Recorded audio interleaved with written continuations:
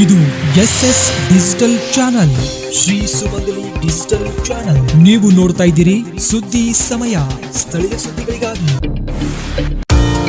ಸುದ್ದಿ ಸಮಯದ ಪ್ರಾಯೋಜಕರು Mahalakshmi jewellers, gold hub, main road, Kalaburagi ಮತ್ತು ಅರುಜೀವ Kalaburagi. Welcome to Arujiva. Experience holistic wellness through Ayurveda, naturopathy, yoga, dhyan and satsang. A state-of-the-art gym, serene wellness spaces, a refreshing swimming pool, comfortable accommodations and a sprawling 30-acre green farm provides everything you need for your healing. Come, heal and rediscover yourself. Arujiva, where ancient wisdom meets modern wellness.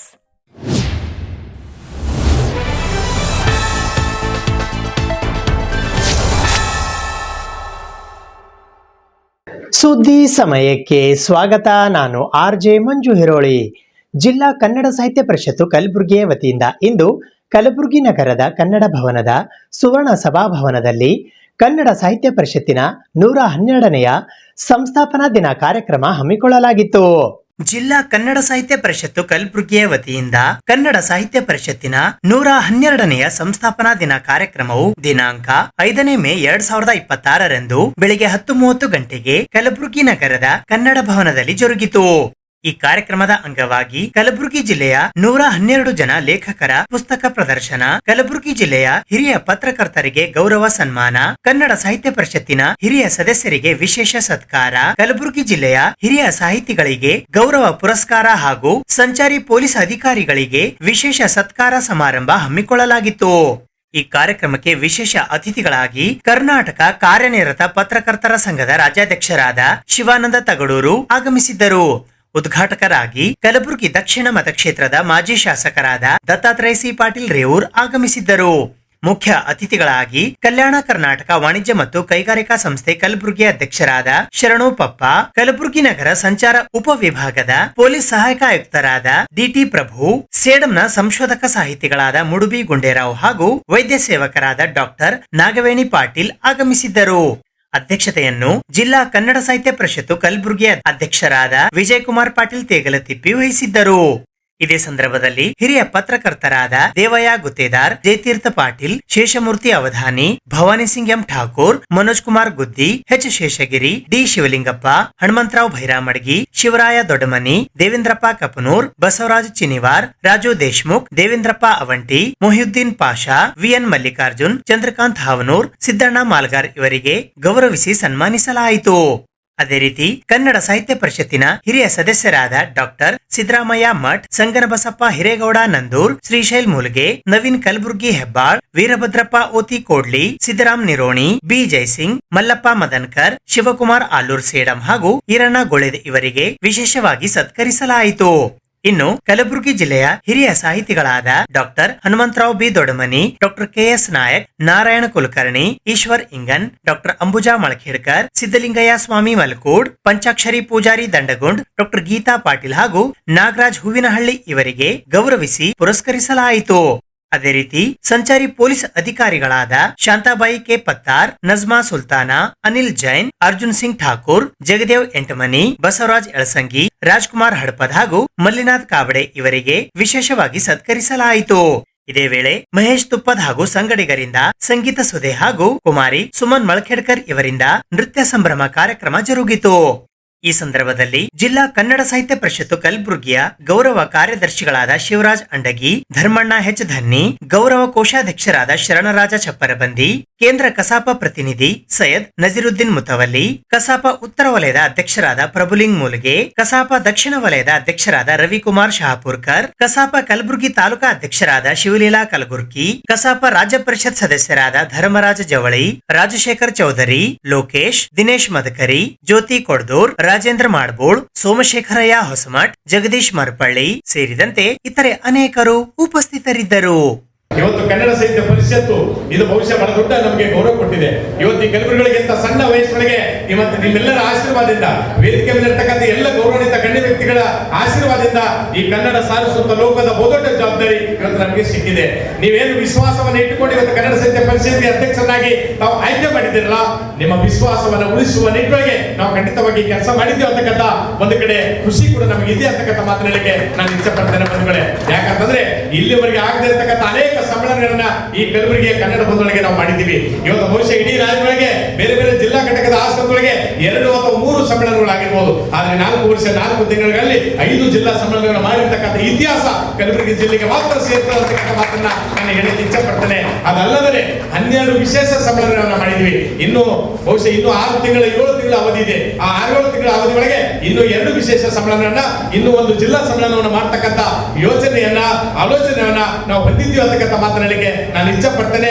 ಒಟ್ಟಾರೆಯಾಗಿ ಕನ್ನಡ ಭಾಷೆ ಬಗ್ಗೆ ಮಾತೃಭಾಷಾಭಿಮಾನವನ್ನ ಇವತ್ತು ಹೊಸ ಪೀಳಿಗೆಯಲ್ಲಿ ಬಿತ್ತಕ್ಕಂಥ, ಅವರಲ್ಲಿರ್ತಕ್ಕಂಥ ಅಭಿರುಚಿಯನ್ನ ಬಿತ್ತಕ್ಕಂಥ ಕೆಲಸವನ್ನ ಕನ್ನಡ ಸಾಹಿತ್ಯ ಪರಿಷತ್ತು ಇಂತಹ ಸಾಂದರ್ಭಿಕ ಸಂದರ್ಭಗಳನ್ನ ಬಳಸಿಕೊಂಡು ಅನೇಕ ರೀತಿಯ ಕಾರ್ಯಕ್ರಮವನ್ನ ನಾವು ಮಾಡ್ತಾ ಬಂದಿದ್ದೀವಿ ಅಂತಕ್ಕಂಥ ಮಾತು ಕೂಡ ಹೇಳಿಕೆ ನಾನು ಇಚ್ಛೆ ಪಡ್ತೇನೆ ಬಂಧುಗಳೇ. 12 ವರ್ಷದ ಹಿಂದೆ ಯಾಕೆ ಈ ಸಂಘ ಸ್ಥಾಪನೆ ಆಯಿತು ಅನ್ನೋದನ್ನ ಇವತ್ತು ನಾವೆಲ್ಲರೂ ಕೂಡ ಮೆಲುಕು ಹಾಕಬೇಕಾಗಿದೆ. ಕನ್ನಡದ ಭಾಷೆ, ನೆಲ, ಜಲ ಮತ್ತು ಮಣ್ಣನ್ನ ಉಳಿಸ್ಬೇಕು ಅಂತನ್ನುವ ನಿಟ್ಟಿನಿಂದ ಅವಾಗ ನಮ್ಮ ಹಿರಿಯರು ಸ್ವಾತಂತ್ರ್ಯ ಪೂರ್ವದಲ್ಲಿನೇ ಇವತ್ತು ಕನ್ನಡಕ್ಕಾಗಿ ಇವತ್ತು ಪ್ರತ್ಯೇಕ ಒಂದು ಸಂಘಟನೆ, ಒಂದು ಸಂಘ ಸ್ಥಾಪನೆ ಆಗಬೇಕು, ಅದರಲ್ಲಿ ಕನ್ನಡ ಭಾಷೆಗೆ ಹೆಚ್ಚು ಆದ್ಯತೆಯನ್ನು ಕೊಡಬೇಕು, ನಮ್ಮ ಕನ್ನಡದ ನೆಲವನ್ನ ಉಳಿಸ್ಬೇಕು, ಕನ್ನಡದ ಜಲವನ್ನ ಅದನ್ನ ರಕ್ಷಣೆ ಮಾಡಬೇಕು ಅಂತನ್ನುವ ಆಲೋಚನೆಯಿಂದ ಇವತ್ತು 112 ವರ್ಷದ ಹಿಂದನೇ ಇವತ್ತು ಈ ಸಂಘಟನೆಯನ್ನ ಸ್ಥಾಪನೆಯನ್ನ ಆಗಿರುವಂತದ್ದು. ಇವತ್ತು ನಾವು ಅದನ್ನ ನೆನೆಸ್ಬೇಕಾಗತ್ತೆ. ಅವರಿಗೆ ನಾವೆಲ್ಲರೂ ಕೂಡ ಇವತ್ತು ಚಿರಋಣಿಯಾಗಿರ್ಬೇಕಾಗತ್ತೆ ಅಂತ ಮಾತನ್ನು ಕೂಡ ನಾವು ಈ ಸಂದರ್ಭದಲ್ಲಿ ಹೇಳ್ಬೇಕಾಗತ್ತೆ. ನಾವು ನೋಡ್ತಾ ಇದ್ದೇವೆ ಬೇರೆ ಬೇರೆ ಕಡೆ ಈ ಒಂದು ಅತಿಕ್ರಮಣವನ್ನ, ಅದು ನೆಲದ ವಿಷಯದಲ್ಲಿರ್ಬೋದು, ಜಲದ ವಿಷಯದಲ್ಲಿರ್ಬೋದು, ಭಾಷೆ ವಿಷಯದಲ್ಲಿರ್ಬೋದು, ಕೆಲವೊಂದು ಸಾರಿ ಅತಿಕ್ರಮಣವನ್ನ ಆಗುವಂಥದ್ದು ನಮ್ಗೆ ಕಂಡು ಬರುತ್ತೆ. ಆದರೆ ನಮ್ಮ ಹಿರಿಯರು 112 ವರ್ಷದ ಹಿಂದನೇ ಇದನ್ನ ಇವತ್ತು ಕನ್ನಡಕ್ಕಾಗಿ ನಾವು ಸಂಘಟನೆಯನ್ನ ಮಾಡಬೇಕು, ಜನರಲ್ಲಿ ಇದನ್ನ ಹೆಚ್ಚು ಜನರ ಮನಸ್ಸಿಗೆ ತಲುಪುವಂಗೆ ನಾವು ಕೆಲಸ ಮಾಡಬೇಕು ಅಂತ ಅನ್ನೋದನ್ನ ಇವತ್ತು ಅವರ ಆಲೋಚನೆಯನ್ನ ಮಾಡಿ ಇವತ್ತು ಸ್ಥಾಪನೆಯನ್ನ ಮಾಡಿರುವಂಥದ್ದು ಕನ್ನಡ ಸಾಹಿತ್ಯ ಪರಿಷತ್ ವತಿಯಿಂದ. ಇವತ್ತು ಕನ್ನಡ ಏನಾದರೂ ಉಳಿದು ಬೆಳೆದಿದ್ರೆ ಅದರ ಶ್ರೇಯಸ್ಸು ಯಾವುದಾದ್ರೂ ಸಂಘಟನೆಗೆ ಸಲ್ಲಬೇಕು ಅಂತಂದ್ರೆ ಅದು ಕನ್ನಡ ಸಾಹಿತ್ಯ ಪರಿಷತ್ತಿಗೆ ಅಂತ ಮಾತನ್ನ ಈ ಸಂದರ್ಭದಲ್ಲಿ ಬಹಳಷ್ಟು ಅಭಿಮಾನದಿಂದ ಈ ಮಾತನ್ನ ಹೇಳ್ಬೇಕಾಗತ್ತೆ. ನಮಗೆ ಯಾರಿಗೂ ಬಹಳ ಜನರಿಗೆ ಇಲ್ಲಿ ಇರುವಂತರು ಯಾರಿಗೂ ಇಂಗ್ಲಿಷ್ ನಲ್ಲಿ ಕನಸುಗಳು ಬೀಳೋದಿಲ್ಲ. ಬೀಳ್ತವ?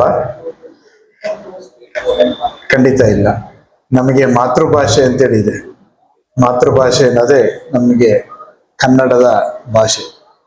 ಹಾಗಾಗಿ ನಮಗೆ ಕನ್ನಡದಲ್ಲೇ ಕನಸುಗಳು ಬೀಳುವಂಥದ್ದು, ಕನ್ನಡದಲ್ಲೇ ಕನಸುಗಳನ್ನು ಕಟ್ಟುವಂಥದ್ದು. ಕನ್ನಡವೇ ನಮ್ಮ ಸಂಸ್ಕೃತಿಯ ಬೇರು, ತಾಯಿ ನೆಲ ಎಲ್ಲವೂ ಕೂಡ ಆಗಿರೋದ್ರಿಂದ ನಮಗೆ ಕನ್ನಡ ನಮ್ಮ ಜೀವನದ ಅವಿಭಾಜ್ಯ ಅಂಗವಾಗಿ ಒಂದು ಭಾಷೆ ರೂಪ ಅಷ್ಟೇ ಅಲ್ಲ, ಒಂದು ಸಾಂಸ್ಕೃತಿಕ ನೆಲೆಯಲ್ಲೂ ಕೂಡ ಗಟ್ಟಿಯಾಗಿ ನಿಂತಿದೆ.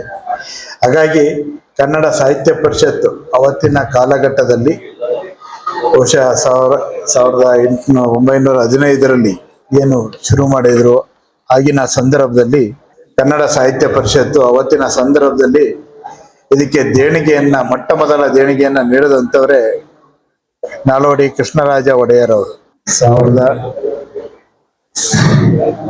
1915ರಲ್ಲಿ ಅವತ್ತಿನ ಸಂದರ್ಭದಲ್ಲಿ ದೇಣಿಗೆ ಕೊಟ್ಟು ಶುರು ಮಾಡಿದಂತ ಕನ್ನಡ ಸಾಹಿತ್ಯ ಪರಿಷತ್ತು ಇವತ್ತು 1 ಶತಮಾನವನ್ನ ದಾಟಿ ನಿಂತಿದೆ. ಅವತ್ತಿನಲ್ಲಿ ಸರ್ ವಿಶ್ವೇಶ್ವರಯ್ಯನವರು ಈ ಸಾಹಿತ್ಯ ಪರಿಷತ್ ಆಗ್ಬೇಕು ಅನ್ನುವಂಥ ನಿಟ್ಟಿನಲ್ಲಿ ಕೊಟ್ಟಂತ ಕೊಡುಗೆಯನ್ನ ನಾವೆಂದೂ ಕೂಡ ಮರೀಲಿಕ್ಕೆ ಸಾಧ್ಯ ಇಲ್ಲ. ಹಾಗೆ ಮೊಟ್ಟ ಮೊದಲ ಅಧ್ಯಕ್ಷರಾಗಿ ನಂಜುಂಡಯ್ಯನವರು ಮಾಡಿದಂಥ ಸೇವೆಯನ್ನು ಕೂಡ ನಾವು ಯಾವತ್ತೂ ಕೂಡ ಮರೀಲಿಕ್ಕೆ ಸಾಧ್ಯ ಇಲ್ಲ. ಕನ್ನಡ ಸಾಹಿತ್ಯ ಪರಿಷತ್ತು ಅವತ್ತು ಬೆಂಗಳೂರಿನಲ್ಲಿ, ವಿಶೇಷವಾಗಿ ಚಾಮರಾಜಪೇಟೆಯಲ್ಲಿ ಅತಿ ಶುರುವಾದ ಸಂದರ್ಭದಲ್ಲಿ ಅದಕ್ಕೊಂದು ಜಾಗವನ್ನ ಕೊಟ್ಟು ಅದಕ್ಕೊಂದು ನೆಲೆಯನ್ನ ಮಾಡಿಕೊಟ್ಟಂತ ನಮ್ಮ ಹಿಂದಿನವರು ಹಾಕಿಕೊಟ್ಟಂತ ಒಂದು ಮಾರ್ಗ ಏನಿದೆ ಅದನ್ನ ಯಾವತ್ತೂ ಕೂಡ ನಾವು ಬರಲಿಕ್ಕೆ ಸಾಧ್ಯ ಇಲ್ಲ. ಅವತ್ತಿನಿಂದ ಇವತ್ತಿನವರೆಗೆ ಅಲ್ಲಿ ಕೇಂದ್ರದಲ್ಲಿ ಕನ್ನಡ ಸಾಹಿತ್ಯ ಪರಿಷತ್ ಪ್ರಾರಂಭ ಆದ ನಂತರ ಎಲ್ಲ ಜಿಲ್ಲೆಗಳಲ್ಲಿ ಎಲ್ಲ ತಾಲೂಕುಗಳಲ್ಲಿ ತನ್ನದೇ ಆದ ಘಟಕಗಳನ್ನು ಹೊಂದುವ ಮೂಲಕ ಈ ಸಾಹಿತ್ಯ ಪರಿಷತ್ತು ಸಕ್ರಿಯವಾಗಿ ಕೆಲಸವನ್ನ ನಿರ್ವಹಿಸಿಕೊಂಡು ಬಂದಿದೆ.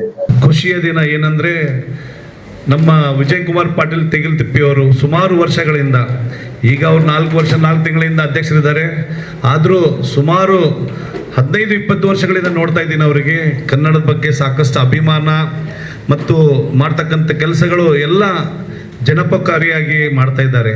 ಅದಲ್ಲದೆ ಕನ್ನಡವನ್ನು ಕಟ್ಟಿ ಬೆಳೆಸುವಂಥ ಕೆಲಸವನ್ನು ಕಲಬುರಗಿಯಲ್ಲಿ ಮಾಡ್ತಾ ಪ್ರತಿದಿನ ಅಂದರೆ ಒಂದಿಲ್ಲ ಒಂದು ಕಾರ್ಯಕ್ರಮಗಳು, ಕನ್ನಡದ ಒಂದು ಅಭಿಮಾನದ ಒಂದು ಕಾರ್ಯಕ್ರಮಗಳು ಮಾಡ್ತಾ ಬರ್ತಾ ಇದ್ದಾರೆ. ಈ ಒಂದು ಸಂದರ್ಭದಲ್ಲಿ ನಾನು ಅವರಿಗೆ ಅಭಿನಂದನೆ ತಿಳಿಸ್ತೀನಿ. ಇವತ್ತು ದಿವಸ ರಾಜ್ಯಾಧ್ಯಕ್ಷರು, ಪತ್ರಕರ್ತರ ರಾಜ್ಯಾಧ್ಯಕ್ಷರು ಬಂದಿದ್ದಾರೆ, ಶಿವಾನಂದ್ ಸರ್ ಅವರು. ಈ ಒಂದು ಸಂದರ್ಭದಲ್ಲಿ ನಾನು ಮೊದಲನೇ ಬಾರಿ ಸರ್ ತಮಗೆ ನಾನು ಭೇಟಿ ಆಗ್ತಾ ಇದ್ದೀನಿ ಇವತ್ತಿನ ದಿವಸ. ಸೊ ತಮಗೆಲ್ಲರಿಗೂ ಕೂಡ ಕಲಬುರಗಿಯಲ್ಲಿ ನಮ್ಮ ವಿಜಯ್ ಕುಮಾರ್ ಪಾಟೀಲ್ ಭಾಳ ಒಳ್ಳೆ ಕೆಲಸ ಮಾಡ್ತಿದ್ದಾರೆ ಸರ್. ಇವತ್ತಿನ ದಿವಸ ಅಧ್ಯಕ್ಷರು ಇರ್ಬೋದು, ಅಧ್ಯಕ್ಷ ಇರದೇ ಇದ್ದಾಗೂ ಕೂಡ ಈ ಒಂದು ಕನ್ನಡದ ಬಗ್ಗೆ ಸಾಕಷ್ಟು ಒಳ್ಳೆ ಕಾರ್ಯಕ್ರಮ ಹಮ್ಮಿಕೊಂಡು ಇಲ್ಲಿಯ ಸಾಹಿತಿಗಳಿಗೆ ಒಂದು ಒಳ್ಳೆಯ ಎನ್ಕರೇಜ್ಮೆಂಟ್ ಕೊಡ್ತಾ ಬರ್ತಾ ಇದ್ದಾರೆ.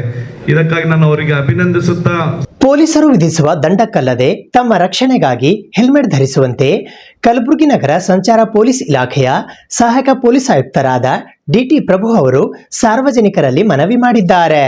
ಕಲಬುರಗಿ ನಗರದಾದ್ಯಂತ ದ್ವಿಚಕ್ರ ವಾಹನ ಸವಾರರು ಕಡ್ಡಾಯವಾಗಿ ಹೆಲ್ಮೆಟ್ ಧರಿಸುವ ಆದೇಶ ಜಾರಿಯಾಗಿದ್ದರೂ ಇನ್ನು ಅನೇಕ ವಾಹನ ಸವಾರರು ಈ ಭಾಗದಲ್ಲಿ ಅಧಿಕ ಬಿಸಿಲಿದೆ, ಆರೋಗ್ಯ ಕೆಡುತ್ತದೆ ಎನ್ನುವ ನೆಪವೊಡ್ಡಿ ಹೆಲ್ಮೆಟ್ ಗಳನ್ನು ಧರಿಸುತ್ತಿಲ್ಲ. ಆದರೆ ಹೆಲ್ಮೆಟ್ ಜಾರಿಗೂ ಮುನ್ನ ವೈದ್ಯರಿಂದ ಪೊಲೀಸ್ ಇಲಾಖೆ ಸಲಹೆ ಪಡೆದುಕೊಂಡಿದ್ದು, ಕಲಬುರಗಿ ಜಿಲ್ಲೆಯಲ್ಲಿ ಇರುವ ಬೇಸಿಗೆ ಉಷ್ಣಾಂಶಕ್ಕೂ ಹೆಲ್ಮೆಟ್ ಧರಿಸುವುದಕ್ಕೂ ಯಾವುದೇ ರೀತಿಯ ಸಂಬಂಧವಿಲ್ಲ.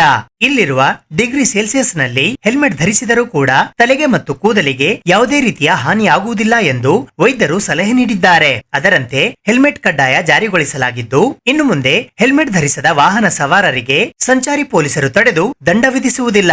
ಬದಲಿಗೆ ಕಲಬುರಗಿ ನಗರದ ಎಲ್ಲಾ ಸಿಗ್ನಲ್ಗಳಲ್ಲಿ ATMS ಅಳವಡಿಸಲಾಗಿದ್ದು, ಸಿಸಿ ಕ್ಯಾಮೆರಾ ಮೂಲಕ ಹೆಲ್ಮೆಟ್ ಧರಿಸದ ವಾಹನ ಸವಾರರ ವಾಹನಗಳ ನಂಬರ್ ಪ್ಲೇಟ್ ಸೆರೆಯಾಗಲಿದ್ದು, ಆನ್ಲೈನ್ ಮೂಲಕವೇ ದಂಡ ವಿಧಿಸಿ ವಾಹನ ಸವಾರರ ವಿಳಾಸಕ್ಕೆ ಕಳುಹಿಸಲಾಗುವುದು.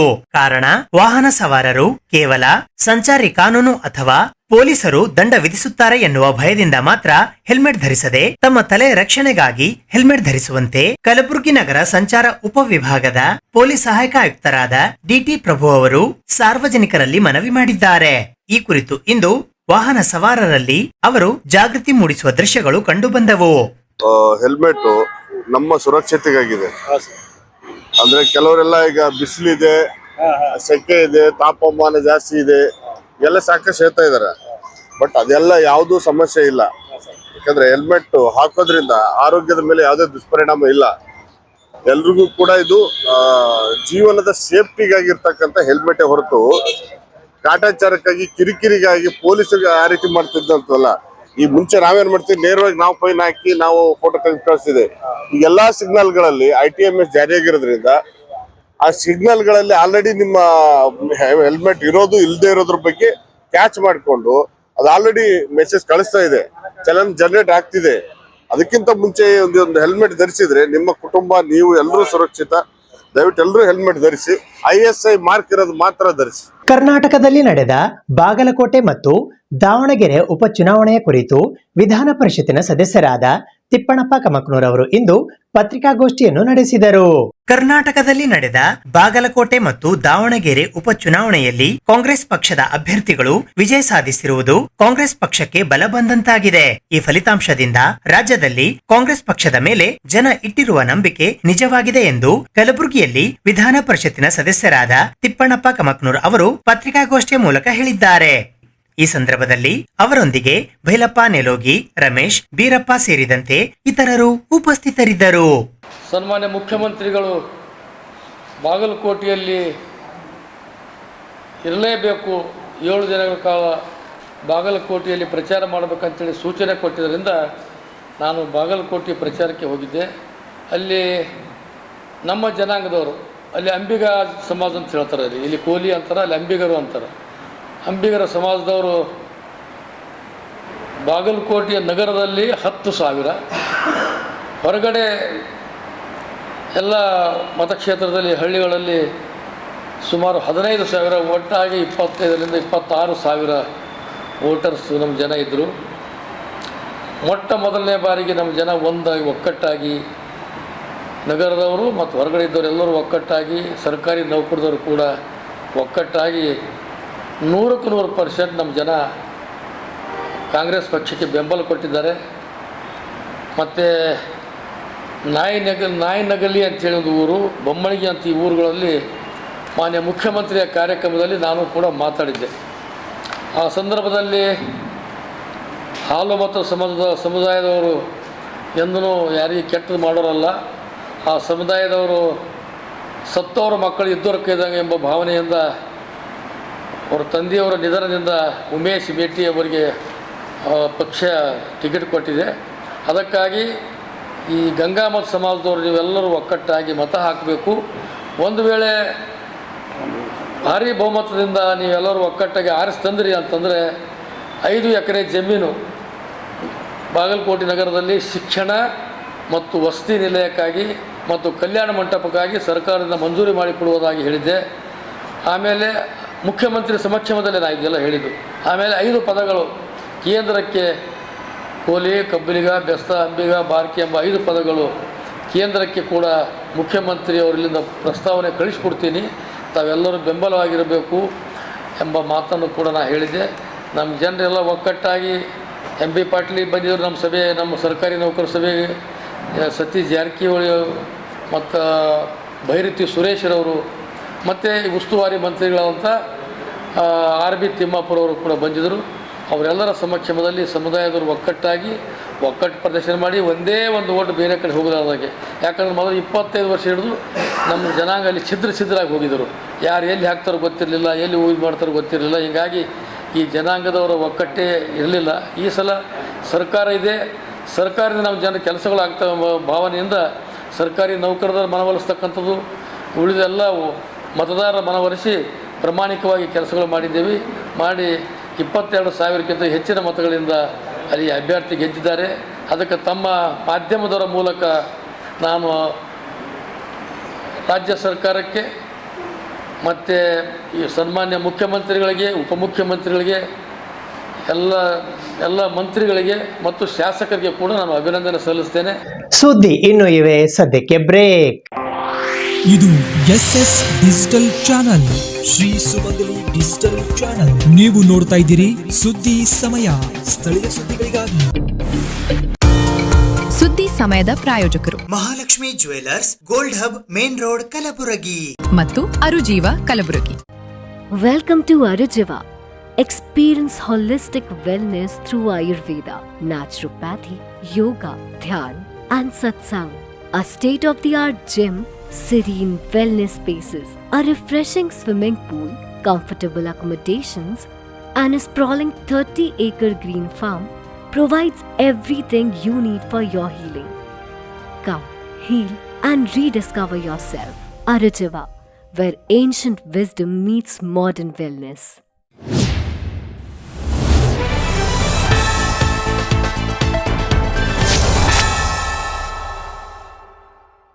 ಜನರಿಗೆ ಶುದ್ಧವಾದ ಕುಡಿಯುವ ನೀರು ಒದಗಿಸುವಂತೆ ಒತ್ತಾಯಿಸಿ ಮೇ 11ರಂದು ಕಲಬುರಗಿ ಜಿಲ್ಲೆಯಾದ್ಯಂತ ಸಿಪಿಐ ವತಿಯಿಂದ ಹೋರಾಟಕ್ಕೆ ಕರೆ ನೀಡಲಾಗಿದೆ ಎಂದು ಪತ್ರಿಕಾಗೋಷ್ಠಿಯ ಮೂಲಕ ತಿಳಿಸಲಾಯಿತು. ಜನರಿಗೆ ಶುದ್ಧವಾದ ಕುಡಿಯುವ ನೀರು ಒದಗಿಸುವಂತೆ ಒತ್ತಾಯಿಸಿ ಭಾರತ್ ಕಮ್ಯುನಿಸ್ಟ್ ಪಕ್ಷದ ವತಿಯಿಂದ ದಿನಾಂಕ 11 ಮೇ 2026ರಂದು ಕಲಬುರಗಿ ಜಿಲ್ಲೆಯಾದ್ಯಂತ ಹೋರಾಟಕ್ಕೆ ಕರೆ ನೀಡಲಾಗಿದೆ ಎಂದು ಭಾರತ್ ಕಮ್ಯುನಿಸ್ಟ್ ಪಕ್ಷ ಕಲಬುರಗಿ ಯಾದಗಿರಿ ಜಿಲ್ಲಾ ಮಂಡಳಿಯ ವತಿಯಿಂದ ಇಂದು ಪತ್ರಿಕಾಗೋಷ್ಠಿಯ ಮೂಲಕ ತಿಳಿಸಲಾಯಿತು. ಈ ಪತ್ರಿಕಾಗೋಷ್ಠಿಯಲ್ಲಿ ಜಿಲ್ಲಾ ಕಾರ್ಯದರ್ಶಿ ಡಾಕ್ಟರ್ ಮಹೇಶ್ ಕುಮಾರ್ ರಾಠೋಡ್, ಜಿಲ್ಲಾ ಸಹ ಕಾರ್ಯದರ್ಶಿ ಪ್ರಭುದೇವ್ ಎಳಸಂಗಿ, ಜಿಲ್ಲಾ ಮಂಡಳಿ ಖಜಾಂಚಿ ಭೀಮಾಶಂಕರ್ ಮಾಡಿಯಾಳ್, ನಗರ ಕಾರ್ಯದರ್ಶಿ ಸಾಜಿದ್ ಅಹಮದ್ ಸೇರಿದಂತೆ ಇತರರು ಉಪಸ್ಥಿತರಿದ್ದರು. ಹೆಚ್ಚಿನ ಬಿಸಿಲು ಬಂದು ಬಿಸಿಲಿಂದ ಈ ಜನ ಜಾನುವಾರುಗಳು ಎಲ್ಲ ಸಂಪೂರ್ಣ ಹತ್ತಿರ ಆಗ್ತಕ್ಕಂಥ ಪರಿಸ್ಥಿತಿ ಇದೆ. ಇಂಥ ಸಂದರ್ಭದೊಳಗೆ ಸರಿಯಾದಂಥ ಕುಡಿಯೋ ನೀರಿನ ವ್ಯವಸ್ಥೆಯನ್ನು ಮಾಡ್ತಕ್ಕಂಥದ್ದು ಜಿಲ್ಲಾಡಳಿತದ್ದು, ಸರ್ಕಾರದ್ದು ಆದ್ಯ ಕರ್ತವ್ಯ. ಆದರೆ ಸರ್ಕಾರ ಕೇವಲ ಅಧಿಕಾರಿಗಳನ್ನ ಇಟ್ಕೊಂಡು ಸಭೆಗಳನ್ನು ಮಾಡೋದ್ರ ಮೂಲಕ ನೀರಿನ ಸಮಸ್ಯೆನ ಬಗೆಹರಿಸ್ದೇ ನೀರಿಲ್ದೇ ಹಾಹಾಕಾರ ಉಂಟಾಗ್ತಕ್ಕಂಥ ಪರಿಸ್ಥಿತಿ ನಿರ್ಮಾಣ ಆಗಿದೆ. ಹಾಗಾಗಿ ಇದನ್ನು ಭಾರತ ಕಮ್ಯುನಿಸ್ಟ್ ಪಕ್ಷ CPI ಕಲಬುರಗಿ ಜಿಲ್ಲಾ ಮಂಡಳಿ ತೀವ್ರವಾಗಿ ವಿರೋಧಿಸಿ ಈ ಕೂಡಲೇ ಜನರ ನೆರವಿಗೆ ಧಾವಿಸಬೇಕು ಅಂತಕ್ಕಂಥ ಒತ್ತಾಯವನ್ನು ಮಾಡಿ 11/5/2026 ನಾವು CPIನ ಜಿಲ್ಲಾ ಮಂಡಳಿ ಪರವಾಗಿ ಜಿಲ್ಲೆಯಾದ್ಯಂತ ಹೋರಾಟಕ್ಕೆ ಕರೆಯನ್ನು ಕೊಡ್ತಾಯಿದ್ದೀವಿ. ಈಗಾಗಲೇ ರಾಜ್ಯ ಸರ್ಕಾರ ಹೇಳಿದೆ, ಅಧಿಕಾರಿಗಳ ತಂಡ ಮಾಡಿದ್ದೀವಿ, ನೀರಿನ ಸಮಸ್ಯೆ ಆದರೆ ಜಿಲ್ಲಾಧಿಕಾರಿಗಳನ್ನು ಹೊಣೆಗಾರ ಮಾಡ್ತೀವಿ ಅಂತಕ್ಕಂಥ ಮಾತನ್ನು ರಾಜ್ಯ ಸರ್ಕಾರ ಹೇಳ್ತದೆ, ಮುಖ್ಯಮಂತ್ರಿಗಳು ಹೇಳಿದ್ದಾರೆ. ಜಿಲ್ಲಾಧಿಕಾರಿಗಳು ಜಿಲ್ಲಾ ಪಂಚಾಯತಿ COಗಳನ್ನು ತಾಲೂಕಾ ಏನು ತಹಸೀಲ್ದಾರ್ ಇರ್ತಾರೆ ಅವ್ರನ್ನ ಕರೆದು ನೀವೇ ಹೊಣೆಗಾರರಾಗ್ತೀರಿ ಅಂತಕ್ಕಂಥ ಮಾತನ್ನು ಹೇಳಿದ್ದಾರೆ. ಆದರೆ ಅಧಿಕಾರಿಗಳು AC ಕಾರೊಳಗೆ ಓಡಾಡಿಕೊಂಡು ಸಮಸ್ಯೆ ಇದ್ದಲ್ಲಿ ಅದನ್ನು ಬಗೆಹರಿಸ್ತಾ ಇದ್ದಾನೆ, ಸುಮ್ಮನೆ ಕಾಲಹರಣ ಮಾಡ್ತಕ್ಕಂಥ ಪರಿಸ್ಥಿತಿ ಇದೆ. ಎಲ್ಲೂ ಕೂಡ ಎಲ್ಲಿ ಸಮಸ್ಯೆ ಇದೆ ಅಲ್ಲಿಗೆ ಹೋಗ್ತಾನೆ ಇಲ್ಲ. ಹಳ್ಳಿ ಜನ ಏನದ ಸಮಸ್ಯೆ ಇದೆ ಅಂತ ಹೇಳಿದ್ರೆ ಅಲ್ಲಿರ್ತಕ್ಕಂಥ PDOಗಳು, ಅಲ್ಲಿರ್ತಕ್ಕಂಥ ಗ್ರಾಮ ಪಂಚಾಯತಿ ಅಧಿಕಾರಿಗಳು ಅದನ್ನು ಯಾವುದೂ ಕೆರೆ ಮಾಡೋದಿಲ್ಲ. ಮೋಟ್ರ್ ಸುಟ್ರ 8 ದಿನ ಅದನ್ನು ಲಕ್ಷ ಕೊಡೋದಿಲ್ಲ. ಬಾವಿದೊಳಗೆ ನೀರು ಇರಲಿಲ್ಲ ಅಂತ ಹೇಳಿದ್ರೆ ಬೇರೆ ಕಡೆ ನೀರಿನ ಮೂಲಗಳನ್ನು ಹುಡುಕಿ ಅಲ್ಲಿಂದ ನೀರು ಸರಬರಾಜು ಮಾಡ್ತಕ್ಕಂಥ ವ್ಯವಸ್ಥೆ ಇಲ್ಲ. ಗುಲ್ಬರ್ಗ ನಗರದೊಳಗೆ ಮತ್ತು ಎಲ್ಲ ಬಹುತೇಕ ತಾಲೂಕಾ ಕೇಂದ್ರಗಳಲ್ಲಿ ಏನು ಶುದ್ಧವಾದಂಥ ಕುಡಿಯೋ ನೀರು ಬರಬೇಕು, ಅದರೊಳಗೆ ನಾಲಿ ನೀರು ಮಿಕ್ಸ್ ಮಾಡಿ ಏನು ಕುಲುಷಿತ ನೀರು ಇವತ್ತು ಬರ್ತಾ ಇದೆ. ಎಲ್ಲ ಪತ್ರಿಕಾ ಬೇರೆ ಬೇರೆ ಇದರೊಳಗೆ ವರದಿಯಾಗಿರ್ತಕ್ಕಂಥದ್ದನ್ನು ಕೂಡ ನಾವು ಗಮನಿಸಿದ್ದೇವೆ. ಮತ್ತು ಜನನೂ ಕೂಡ ಅದನ್ನು ಸಮಸ್ಯೆ ಇಟ್ಕೊಂಡು ಚಳುವಳಿ ಮಾಡ್ತಾಯಿದ್ದಾರೆ. ಹಾಗಾಗಿ ಸರ್ಕಾರ ಕನಿಷ್ಠ ನೀರನ್ನು ಕೊಡ್ತಕ್ಕಂಥ ಯೋಗ್ಯತೆಯನ್ನು ಬೆಳೆಸ್ಕೊಳ್ಬೇಕು. ಆ ಕಾರಣಕ್ಕೆ ಜನರಿಗೆ ಮತ್ತಿಷ್ಟು ಜನರ ತಾಳ್ಮೆಯನ್ನು ಪರೀಕ್ಷೆ ಮಾಡ್ದೇ ಈ ಕೂಡಲೇ ಶುದ್ಧವಾದಂಥ ಕುಡಿಯೋ ನೀರನ್ನು ಕೊಡಬೇಕು ಅಂತಕ್ಕಂಥ ಒತ್ತಾಯವನ್ನು ಈ ಸಂದರ್ಭದಲ್ಲಿ ಮಾಡ್ತೇವೆ. ಜೊತೆಗೆ ಏನು ಈಗೆಲ್ಲ ಬೇಸಿಗೆ ಇರೋದರಿಂದ ದನಕರುಗಳನ್ನು ಹಂಗೆ ಬಿಡ್ತಾರೆ. ಆದರೆ ದನಕರುಗಳು ಬಿಸಿಲಲ್ಲಿ ಓಡಾಡ್ತಾರೆ, ಎಲ್ಲೂ ನೀರು ಸಿಗದೇ ಅವು ಸಾಯ್ತಕ್ಕಂಥ ಪರಿಸ್ಥಿತಿ ನಿರ್ಮಾಣ ಆಗಿದೆ. ಹಾಗಾಗಿ ಏನು ಪ್ರಮುಖವಾದಂಥ ನಮ್ಮ ಭೀಮಾಗ ನೀರು ಬರ್ತಾ ಇರ್ತಕ್ಕಂಥ ಪ್ರಮುಖವಾದಂಥ ಏನೋ ಡ್ಯಾಮ್ ಇದೆ, ಉಜ್ಜನಿ ಡ್ಯಾಮಿಂದ ನೀರು ಭೀಮಾ ನದಿಗೆ ನೀರು ಬಿಡಬೇಕು. ಆಮೇಲೆ ಜೊತೆಗೆ ಇಂಡಿ ಬ್ರ್ಯಾಂಚು ಮತ್ತು ಜೇವರ್ಗಿ ಕೆನಾಲ್ಗಳ ಮೂಲಕ ಒಂದು ಬಾರಿ ನೀರು ಬಿಟ್ಟರೆ ನಮಗೆ ಇದು ಇನ್ನೂ ಒಂದು ತಿಂಗಳೇನದ ಜಾನುವಾರುಗಳಿಗೆ ಸ್ವಲ್ಪ ಅನುಕೂಲ ಆಗ್ತದೆ. ಸ್ವಲ್ಪ ಬಾವಿಗಳಿಗೆ ಇದಕ್ಕೆ ನೀರು ಬರ್ತಕ್ಕಂಥ ಸಾಧ್ಯತೆಗಳಿರ್ತವೆ. ಆ ಕಾರಣಕ್ಕೆ ನಾರಾಯಣಪುರ ಡ್ಯಾಮಿಂದ ಮತ್ತು ಉಜ್ಜನಿ ಡ್ಯಾಮಿಂದ ಈ ಕೂಡಲೇ ಏನದ ಕೆನಾಲ್ಗೆ ಒಂದು ಸ್ವಲ್ಪ ನೀರು ಬಿಡಬೇಕು ಅಂತಕ್ಕಂಥ ಒತ್ತಾಯವನ್ನು ಕೂಡ ಈ ಸಂದರ್ಭದಲ್ಲಿ ನಾವು ಮಾಡ್ತೇವೆ. ಜೇವರ್ಗಿ ತಾಲೂಕಿನ ಅಂದೋಲಾದಲ್ಲಿ ನೀರಿಗಾಗಿ ಹಾಹಾಕಾರ ಉಂಟಾಗಿದೆ ಎಂದು ಶಿವಸೇನಾ ಪಕ್ಷದ ಕರ್ನಾಟಕದ ರಾಜ್ಯಾಧ್ಯಕ್ಷರಾದ ಅಂದೋಲಾದ ಶ್ರೀ ಸಿದ್ದಲಿಂಗ ಸ್ವಾಮೀಜಿಯವರು ಇಂದು ಪತ್ರಿಕಾಗೋಷ್ಠಿಯ ಮೂಲಕ ಹೇಳಿದ್ದಾರೆ. ಜೇವರ್ಗಿ ತಾಲೂಕಿನ ಅಂದೋಲಾದಲ್ಲಿ ನೀರಿಗಾಗಿ ಹಾಹಾಕಾರ ಉಂಟಾಗಿದೆ ಎಂದು ಶಿವಸೇನಾ ಕರ್ನಾಟಕದ ರಾಜ್ಯಾಧ್ಯಕ್ಷರಾದ ಅಂದೋಲಾದ ಶ್ರೀ ಸಿದ್ದಲಿಂಗ ಸ್ವಾಮೀಜಿಯವರು ಇಂದು ಪತ್ರಿಕಾಗೋಷ್ಠಿಯ ಮೂಲಕ ಹೇಳಿದ್ದಾರೆ. ಈ ಪತ್ರಿಕಾಗೋಷ್ಠಿಯಲ್ಲಿ ರಾಕೇಶ್ ಜಮಾದಾರ್, ಗುರುಶಾಂತ್ ಟೆಂಗಳಿ ಸೇರಿದಂತೆ ಇತರರು ಉಪಸ್ಥಿತರಿದ್ದರು. ನಮ್ಮ ಸ್ವಂತ ಗ್ರಾಮ ಆಂದೋಲನದ ಬಗ್ಗೆ. ಈ ಗ್ರಾಮ ಸುಮಾರು 8,000 to 10,000 ಜನ ನಾಗರಿಕರು ವಾಸ ಮಾಡುವಂತ ಸ್ಥಳ.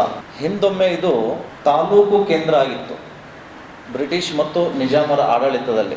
ಅಂದಿನಿಂದ ಇಂದಿನವರೆಗೆ ಅಲ್ಲಿಯ ಜನರಿಗೆ ಕುಡಿಯುವ ನೀರಿನ ತೊಂದರೆ ಸುಮಾರು ವರ್ಷಗಳಿಂದ ತಪ್ಪಿದ್ದಲ್ಲ. ಗ್ರಾಮ ಪಂಚಾಯತಿ ನಾಮಕೆ ವಾಸ್ತೆ, ಅದು ಗಾದೆ ಮಾತು ಹೇಳ್ತಾರಲ್ಲ, ಆಟಕ್ಕುಂಟು ಲೆಕ್ಕಕ್ಕಿಲ್ಲ. ನಲ್ಲಿಯಲ್ಲಿ 25 ದಿವಸಕ್ಕೊಮ್ಮೆ ನೀರು ಬರುತ್ತೆ, 15 ದಿವಸಗೊಮ್ಮೆ PDO ಪಂಚಾಯತಿಯಲ್ಲಿ ಪ್ರತ್ಯಕ್ಷ ಆಗ್ತಾರೆ. ಕೇವಲ 5 ನಿಮಿಷಗಳಲ್ಲಿ ತಮ್ಮೇನು ಕೆಲಸ ಇರುತ್ತೋ ಅದು ಮುಗಿಸ್ಕೊಂಡು ಮತ್ತೆ ವಾಪಸ್ ವಿಜಯಪುರಕ್ಕೆ ಹೋಗ್ತಾರೆ. ಮತ್ತು ಕೋಟ್ಯಾಂತರ ರೂಪಾಯಿ ಖರ್ಚು ಮಾಡಿ JJM ಯೋಜನೆಯಡಿಯಲ್ಲಿ ಕಾಮಗಾರಿ ಮಾಡಿದ್ದಾರೆ. 2 ವರ್ಷ ಆಯಿತು ಕಾಮಗಾರಿ ಮುಗಿದು. ಆ JJM ಪೈಪ್ಲೈನ್ನಲ್ಲಿ ಒಂದೇ ಒಂದು ಹನಿ ನೀರನ್ನು ಇವತ್ತು ಅಲ್ಲಿಯ ತಾಲೂಕು ಆಡಳಿತ ಕೊಡ್ತಾ ಇಲ್ಲ. ಮತ್ತು ನಿರಂತರವಾಗಿ ತಂದೆ ಮಗ 50 ವರ್ಷ ನಮ್ಮ ತಾಲೂಕವನ್ನು ಗುಲಾಮಗಿರಿಗೆ ತಳ್ಳಿದ್ದಾರೆ. 50 ವರ್ಷ. ಹಲವಾರು ಬಾರಿ ಬೇಡಿಕೆ ಇಟ್ಟಾಗಿಯೂ ಕೂಡ ಸಂಪೂರ್ಣವಾದ ನಿರ್ಲಕ್ಷ್ಯವನ್ನು ಅಲ್ಲಿಯ ಶಾಸಕ ತೋರಿಸ್ತಾ ಇದ್ದಾರೆ. ಡಿಸೆಂಬರ್ನಲ್ಲಿ ಗ್ರಾಮಸ್ಥರು ಮತ್ತು ನಾವು ತಹಸೀಲ್ ಕಚೇರಿ ಜೇವರ್ಗಿಗೆ ಮುತ್ತಿಗೆ ಹಾಕಿದಾಗ 15 ದಿನದಲ್ಲಿ ನಾವು ನೀರು ಕುಡಿಸ್ತೀವಿ ಅಂತ ಹೇಳಿದರು. ಇವತ್ತಿನವರೆಗೂ 5 ತಿಂಗಳು ಕಳೀತಾ ಬಂತು.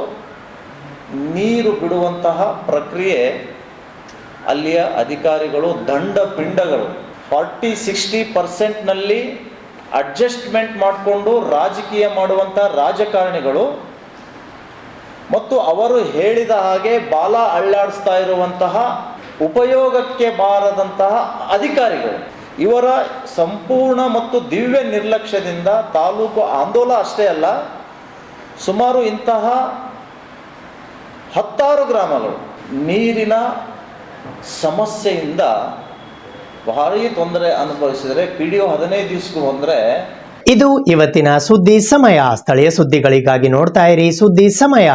ನಿಮ್ಮ ನೆಚ್ಚಿನ ಸುದ್ದಿ ಸಮಯವನ್ನು ಡೆನ್ ಸೆಟ್ ಆಫ್ ಬಾಕ್ಸ್ನ ಚಾನೆಲ್ ಸಂಖ್ಯೆ 746ರಲ್ಲಿ ಪ್ರತಿದಿನ ರಾತ್ರಿ 9 ಗಂಟೆಗೆ, ಮರುಪ್ರಸಾರ ರಾತ್ರಿ 10 ಗಂಟೆಗೆ ಮತ್ತು ಮರುದಿನ ಬೆಳಿಗ್ಗೆ 8 ಗಂಟೆ ಮತ್ತು 9 ಗಂಟೆಗೆ ವೀಕ್ಷಿಸಬಹುದು.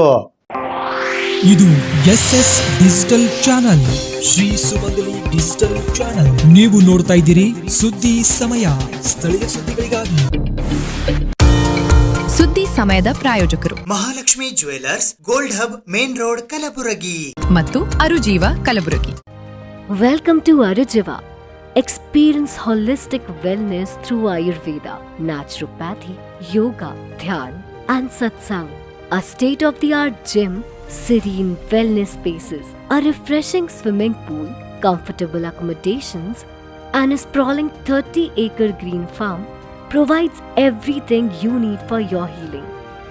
Come, heal, and rediscover yourself. Arujiva, where ancient wisdom meets modern wellness.